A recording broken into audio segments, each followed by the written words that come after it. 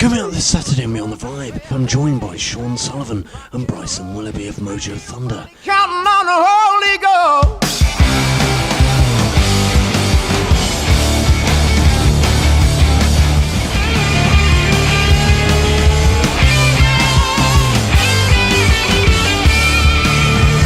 The only thing that we really set out to do was not give ourselves boundaries.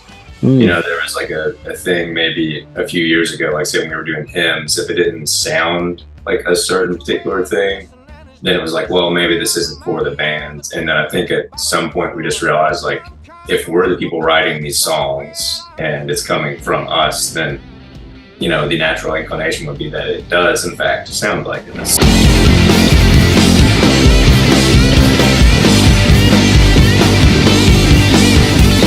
If Bryson's in the audience of the Dave Matthews Show, he can tell you what song's about to be played just by the extended intro that they've been jamming on. You know, or like My Morning Jacket, like is another great example of that. Yeah. And I just think that's so cool. And like, you know, a lot of times we'll like name those intro jams or in between jams. Like, you know, there's one that we used to do before our song, an old song we have called Fine, that we just started calling Lady. And it was just like Lady Jam, and like the structure is pretty much there and solidified, while like there is some improvisation that goes on. It's like people that keep coming back and coming to the shows, it's like the minute they start hearing that intro, it's like, oh yes, like we're about to get this song.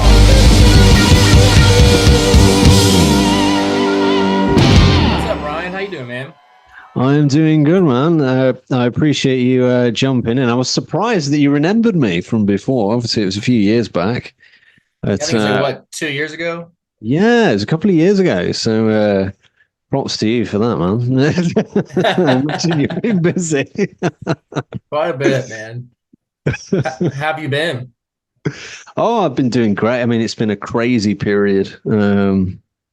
Like the podcast has just kind of exploded a bit, and we've had some outrageous people. So it's, you know, people that you just never think are touchable, you know, like you think, oh no, I'm never going to get near this person. And then it's like, here we are, you know, it's crazy time. So, yeah, man, it's awesome. I've actually noticed that, bro. I was like, you started showing up more on my feed, and I was like, dang, bro. I was like, Ryan's really popping off over there, man. It's killer. So I'm here with Sean and Bryson and Mojo Thunder. Thank you very much for joining me, guys. Of course, you have the new album on the way, The Infinite Hope, coming out on August 16th.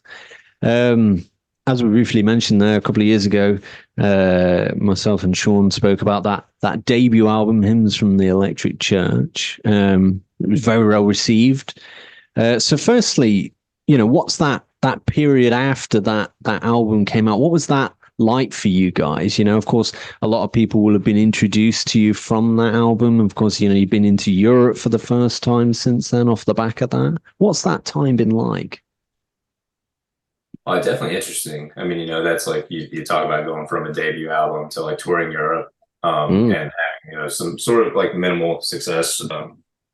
But yeah, so busy and then just kind of like wild in the sense of like you kind of like feel like you've arrived in some way, you know?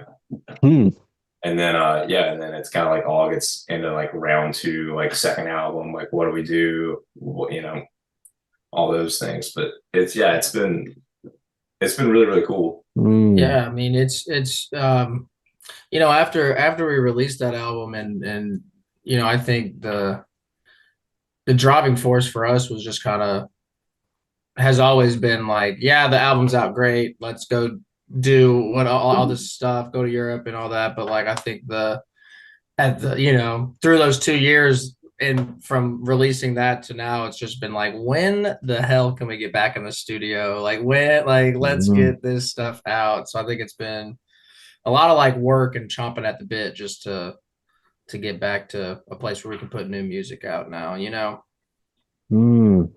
If you remember, there was also that pesky pandemic that came through for a bit. Oh yeah. I think that was right after the release. So, right. Yeah. But Just a little event, nothing yeah, major. small historical landmark there. Yeah. Of course, last year you guys dropped that live album, Alive with Friends. I mean, it seemingly just came out of nowhere. I remember that post where it was like, "Oh yeah, we're just going to drop this live album." So it was like how did this happen? I mean, did you guys just kind of have this great evening that was recorded and felt, let's release this, or was there a bit of a sneaky plan there to kind of go, hey, we're just going to drop this? There was a bit of a sneaky plan, but like more than anything, so like there's just like so many like places that we don't get to go to, and then we just thought like, normally like we have those hometown shows, and they like normally seem to go pretty well. So we just thought, why don't we just record this, do video, do the audio, and if it goes nice and it like sounds great, we'll just kind of put it out there so that way people that can't see us, say like in whatever area that we're not getting to, that they actually can, get some sort of live experience from us. And there was also like some songs like from our past that like I think that had like grown like in a live setting, like we like, jam and improvised live. So it was kind of like sort of getting maybe some more mature versions of those older songs, kind of like, time stamped in some way. Yeah, to that, I think like that was for me a big driving factor on the live album was, you can listen to the album Hymns from the Electric Church and like get the idea, but like Bryson said, like there's hardly any song that we put out that like when we play it live, it's going to sound like what you hear on the album. We're going to add jams in, we're going to put intros in, or like, things to weave from one song to another. And it was really just about, like Bryson said, giving the people that like for us here, like in America, it's like we don't tour out on the West Coast. It's just not feasible for us with our budget and where we're at. So it's a nice way to just be able to offer people just that live setting. And I think we get the shtick or stigma of being called like a live band. I think that's a pretty common theme when we talk to people after shows, and it's just, it's like, man, you all are just so killer live. The energy is just so much different. And so I think trying to at least grasp a little bit of that, like, and put it, like Bryson said, like timestamp it and at least like say, hey, this is the live show, and like experience it as you will, so. I mean, you mentioned you like kind of having these extended versions and songs that run into other things. Was this something that you guys kind of always wanted from day one? I mean, it's a bit of a throwback, that kind of thing, isn't it? Like having, like you used to see bands back in the day have these like songs that would turn into almost like a jam halfway through or something. Was that something you always wanted to do for both of you guys? Yeah. Oh yeah, most definitely. Like I think all of like, I mean, just like me growing up and like going to concerts and everything, like I always felt like my like best concert experience was always going to see people that changed up the set list, or like I don't know, they had room for mistakes or room for growth. So it's like, there's I won't name bands, but there's like groups that do that. Like I've seen them on great nights and I've seen them on bad nights, and I just appreciate the effort always. And it's good way to keep things fresh. It's like if you go out and play the same hour, 2 hour set or something like that every single night, like I imagine that gets boring for everyone. It would definitely get boring for us, but like, yeah, kind of the main thing is just sort of the, put some skin in the game, like make sure there's room for error. Like you're trying something, you're going somewhere, and then, people that want to come back and see you, they get something different night to night. Yeah, it's just like in that, like, it's like the legacy. Like, I mean, I wouldn't necessarily say we would compare to these bands, but like, people like the Grateful Dead or the Allman Brothers, Dave Matthews Band. I think Pearl Jam, they do a lot of set list changes, but yeah, just all those bands pretty much where that idea like originates from, for me anyway. Yeah, and I think there's a place of like Bryson and we all talk all the time, all the guys in the band, and especially in rehearsals. And, when we set out to like put those extensions in or figure out where this song can breathe and go into something else, and especially like for intros, like that kind of thing. Bryson always talks about like he's a big Dave Matthews fan, and he can like if if Bryson's in the audience of the Dave Matthews show, he can tell you what song's about to be played just by the extended intro that they've been jamming on. Or like My Morning Jacket, like is another great Mm. example of Oh that. yeah. And I just think that's so cool. And like, a lot of times we'll like name those intro jams or in between jams. Like, there's one that we used to do before our song, an old song we have called Fine that we just started calling Lady. And it was just like Lady Jam, and like the structure is pretty much there and solidified, while like there's some improvisation that goes on. It's like the people that keep coming back and coming to the shows, it's like the minute they start hearing that intro, it's like, oh yes, like we're about to get this song, or which I think is just a cool added layer to all of it. And I think the way we do it too, like unlike the Allman Brothers and Grateful Dead, like the song doesn't need to be 20 minutes long. Like it can live in this little It could be them. It could be. It can live in this 7 or 9 minute life. It can live in that space. And I think it's just a cool thing. And I mean, nobody wants to go and just hear the album like note for note. Like I don't want to hear that if I'm going to a show. Like I don't want to just hear, because I could have just stayed home and put you on the record player. But like, there just has to be something more that draws you in to listen and to keep coming back to shows. What's going to be different, that kind of thing. I have to agree. I mean, that's kind of one of the big things that, I look for in a live show. I want to see that kind of, like almost like, surprise me a little bit, like throw something in. Like I don't, as you mentioned there with the albums, it's like I can listen to, as great of an album it is, I could listen to it at home, like, so to have that kind of almost unpredictable thing, I could go to one gig and go to another, and it's not going to be exactly the same, is it? It's going to feel a bit different. I think that's a great thing nowadays, to have that thing. Of course, the new album, the Infinite Hope. Did you guys look to approach this album differently this time around? Of course, it's been a couple of years. Did you change anything this time? Whether that be in the writing or recording process. I think in general, the only thing that we really set out to do was not give ourselves boundaries. There was like a thing maybe a few years ago, like say when we were doing hymns, if it didn't sound like a certain particular thing, then it was like, well, maybe this isn't for the band. And then I think at some point we just realized, like, if we're the people writing these songs and it's coming from us, then, the natural inclination would be that it does in fact sound like us. So it's basically like no rules, no boundaries. If we like it, it's a Mojo song, and freeing ourselves up in that way was like, I think maybe the best thing we could have ever done for our band. Like allowed us to grow and evolve in ways that we might have not allowed ourselves to previously. Yeah, and as far as like the writing part of it, pretty much a lot of the stuff from hymns lyrically was like a lot of me writing.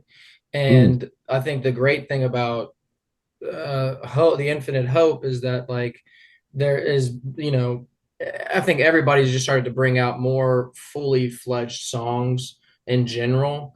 And I just, not that they needed permission to at all, but like the fact that Bryson and the drummer Zach like started bringing like words and like really full songs. It was like for one thing, for me it was like, awesome, like there's this is great, like I appreciate that we can all be in on this. So I think there's a lot more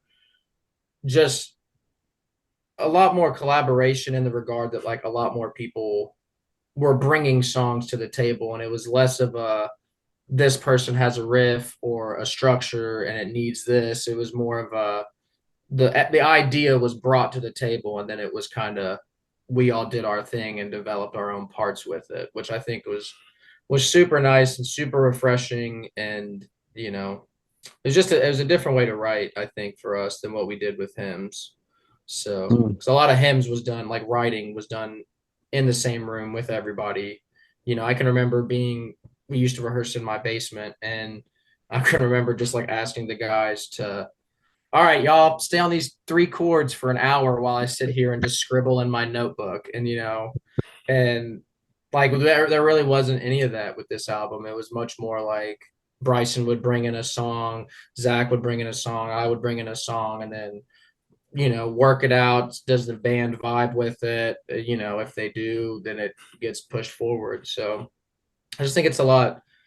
Things have flowed a lot better on that front.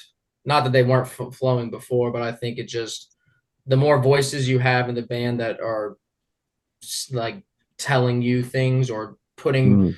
multiple, not images, what's the right word, statements out, or just like different ideas in songs. They're writing about different things. I'm a big love writer. I write about love a lot.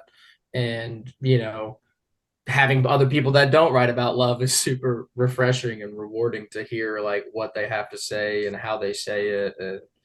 And you also learn a lot from each other. I've learned a lot from just like reading Bryson's lyrics, and the same with Zach. And, I just think it's a different type of collaboration that I think is just more efficient and better suits what we do. Mm. It feels like you guys went in it's got a slightly different flavor to Hymns from the Electric Church. I mean, I imagine that's that more collaborative thing was kind of, that may have been a factor, but it feels like, the different kind of stuff this time around. You got stuff like Step by Step. It feels like that's something you guys haven't really done before. Did you have that discussion? I know you mentioned there, Bryson, about, like, is this a Mojo Thunder song? Did you have that kind of discussion around that kind of material, particularly Step by Step? It feels like something new from you guys. Well, in particular with Step by Step, so that was actually a song that was written during the Hymns era. We've had that one for a really, really long time, and that was one of those songs that we had maybe decided for the time wasn't right for this particular group. And so yeah, like all those anxieties and everything about like maybe a shift in genre or something like that. Like I think once we kind of started to become a little more comfortable with ourselves, and that's when we sort of shed that, and it was like, yeah, Step by Step, it's like Sean, that a song that Sean brought to the table. It's like, it's a great song, like, so it's like, let's put it out, it was like, yeah. And I think, on that is like, a big fear of ours was just, and we saw it like starting to happen, was just like being like identified as just like, you do this one thing.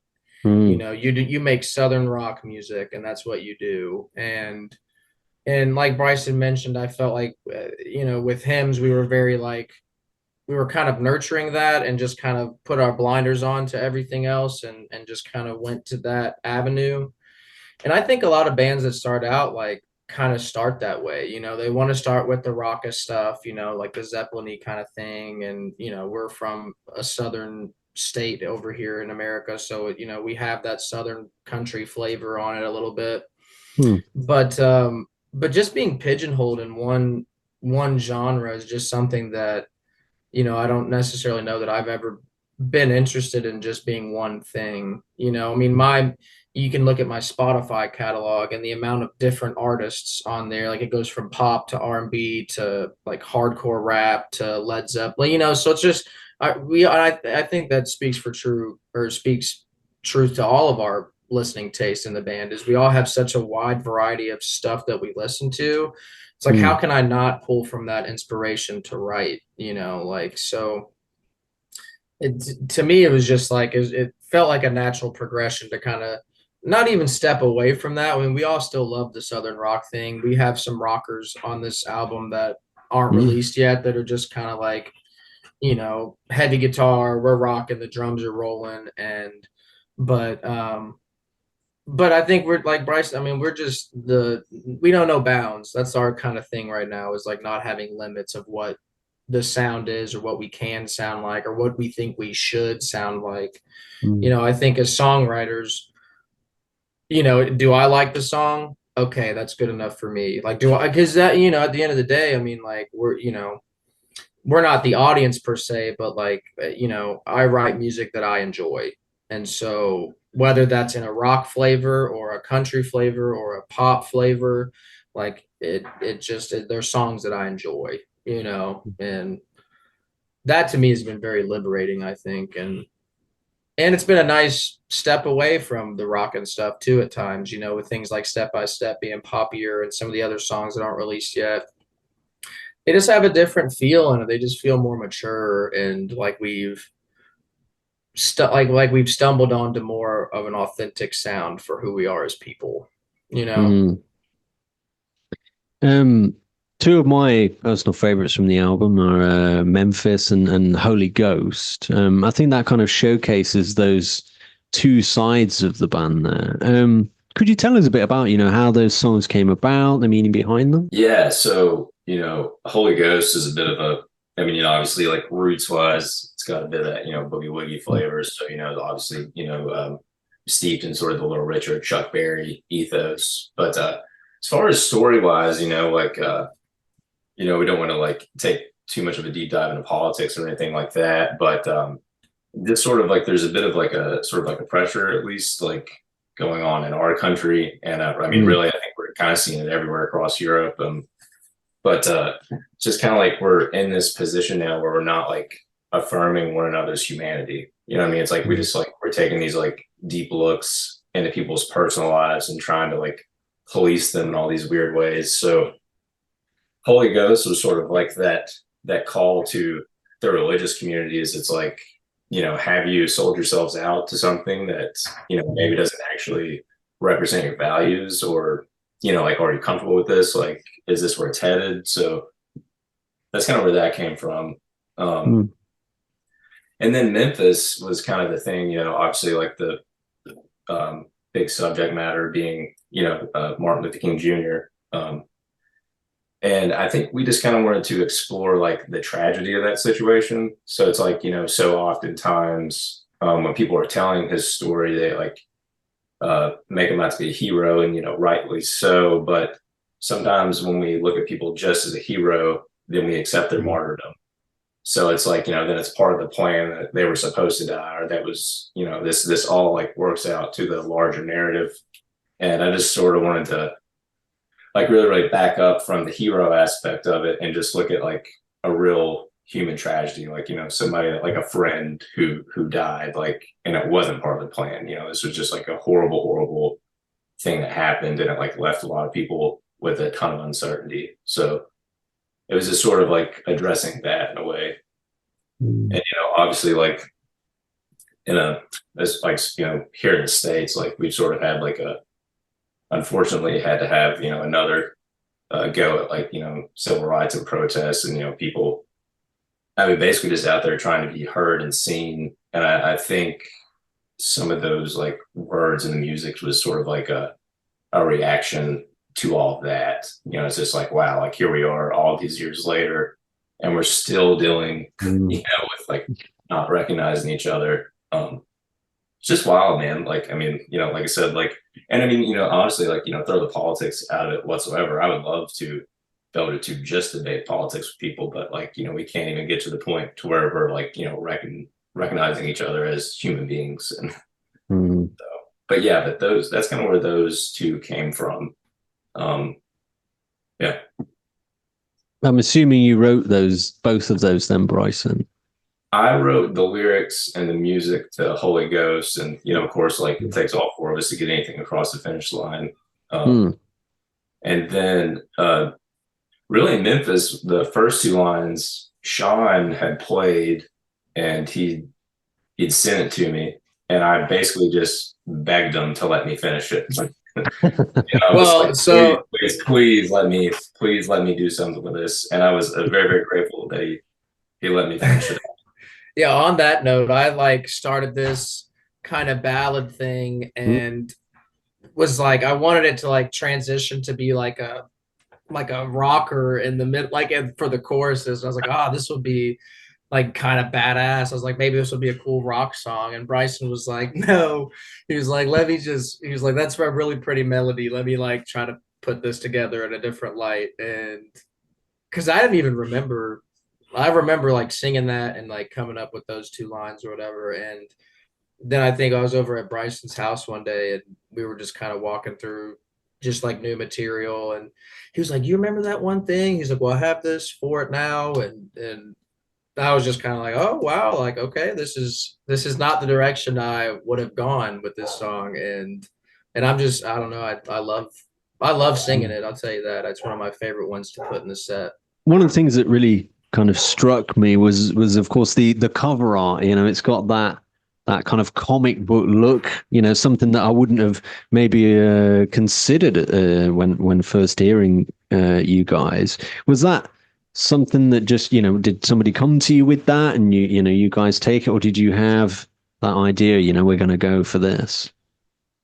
So that's the artist is a friend of mine. His name's Chance, and he and I both have a love for comics, and I basically I wanted to eventually work that in somehow, some way, and just to kind of like happen. It was like just talking with the guys; they were receptive of it, and so then we just kind of got to work. And I think we threw him a few ideas, like loosely, of what we wanted, and then as we were getting drafts back, it became clear that we just needed to get out of his way and let him do his thing. But yeah, I mean, I love like it just love comics, love the art style, love the stories. You know, like I kind of see that as like modern mythology. Like that's how like our Iliad or Odyssey. You know, those are just like and you know when you talk about like something like the infinite hope and like fighting like struggles and just the sort of like this continuous like ongoing thing to like reach for progress, and kind of have the arc of history been towards justice. Like it's like those characters sort of like embody that. It's like you have like all these old comic characters that have basically been fighting the same villains, same struggles for like 40, 50 years, but they never give up. And so it was just kind of like it sort of like all like wrapped itself into like a nice little package and sort of like made sense with the lyrics and stuff. So is there any kind of particular favorites for you guys off the album? Any for people to look out for when it comes out? Me, go ahead, Sean. Well, I mean, Memphis is a strong contender, man. I think Bryson really knocked that one out of the park. And I really just selfishly, I just enjoy singing. I just enjoy belting the shit out of those high notes, and I love it. So, but I would say Memphis is a strong one for me. The song "Let It Fall," I think, is another one of my favorites, and I hope he doesn't get mad that I say this like publicly. But honestly, Zach brought a song to the group called "Getting on a Binge," and like I remember from like day one, I was like kind of against it. I was just like, I don't know about this one, man. I was, in my head at least, I don't know if I ever vocalized that until after we like finished the whole project. But I remember once we like recorded it and I started hearing it back more and more, I was like, dang, like this song is actually kind of, I was like, this is like one of my favorite ones to play live now. It's fun, it's poppy and kind of catchy, and just it took a slow burn, but it really became like one of my favorites from the album, so those are my top three. Yeah, Zach's Getting on a Bench is a great song. I think for me, as far especially from the stuff that I contributed, like the album closer, "Greetings from Western Art," that's a song I'm particularly proud of. Yeah, both lyrically and as a guitar player. I think like sometimes I like kind of struggle to be both simultaneously.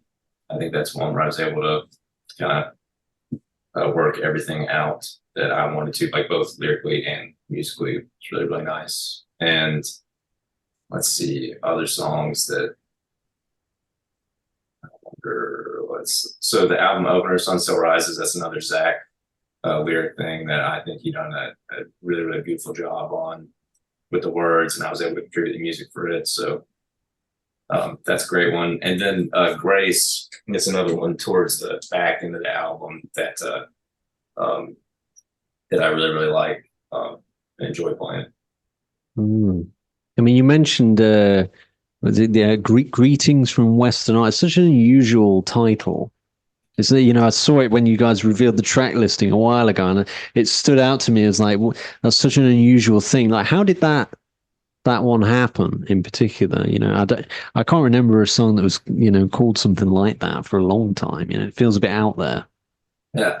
I was just sitting at the house one day playing through the chorus, and I had the first half of it, and the phrase just sort of came to me. I was actually thinking about like us going to Europe for the first time. It's just sort of like us like being from the West, and so that's kind of where it came from initially. As far as that, now took on a way different meaning as time went on. But yeah, that's where the title came from. A question I like to finish on for bands that kind of come back on, kind of ties into new albums as well. If you guys could kind of be a fly on the wall for any album, what would that album be? One that perhaps you've always admired, or something that you'd just like to have a look and see what went down, what happened. Is there any for you guys in particular? Yeah, Bon Iver, his album 22 a Million. Mm. I would love to have just been like you said, a fly on the wall. I would have loved to just see how he gets those sounds, how he records, what the hell he thinks about to write words that are so vague but make you feel such a specific emotion. And he's an artist that I would love to just like observe and be like, how are you such a genius? Like, can I steal a bit of that? But that album for me is like, I would love to have been a fly on the wall just for all the sessions that he did on that. So I think tons, tons of albums, but like I would go back to like where it all started. Like, I would have loved to have been in the room with like Little Richard or something before they really even knew what they were doing, and like they were just kind of like just happy to like banging out with probably a minimal amount of mics or something. Like, that would be a really interesting thing. I don't know, maybe Southern Harmony by the Black Rose, or one of those like early REM albums. That would be cool. Yeah. That's an interesting blend you've got there of different ones. I know a lot of people always have that debate, don't they, with Black Rose, either like which one's the one, either Southern Harmony or Shaky. Which one do you fall on? Are you a Shaky Moneymaker, or are you Southern Harmony? I would be Southern Harmony or Amorica, and I would choose Southern Harmony. I've always kind of lent more towards that one. I don't know why. It's just feels more well-rounded. I don't know. It's like a refined version of them. Yeah. Well, thank you very much for joining me, guys. Of course, for those out there that want to grab a copy of the new Mojo Thunder album, The Infinite Hope, how can people go about doing that? So on our website would be the easiest way, mojothunder.com. That's where you can pre-order it, or depending on when this comes out, you can just go and click there and get it now. And then as far as like sort of any updates or anything like that, all of our socials are Mojo Thunder Official. So if you just search at Mojo Thunder Official, everything comes up. We update pretty sporadically on all of those, so I couldn't say to go to just one. That's my pitch for you to follow all of them. But yeah, that's MojoThunder.com, and then I don't know, some place like Amazon or something. But we would much rather you go to our site. That would be way cooler than you give people money. So yeah. I love that pitch. That's like the most real pitch I've ever heard. You can go to Amazon, but we'd rather have you over here. For sure. Well, of course, for those that want to grab that new album, I will put a link only for the Mojo Thunder website. We're not doing Amazon here. They get enough money. Yeah. Yes. Well, thank you very much, guys.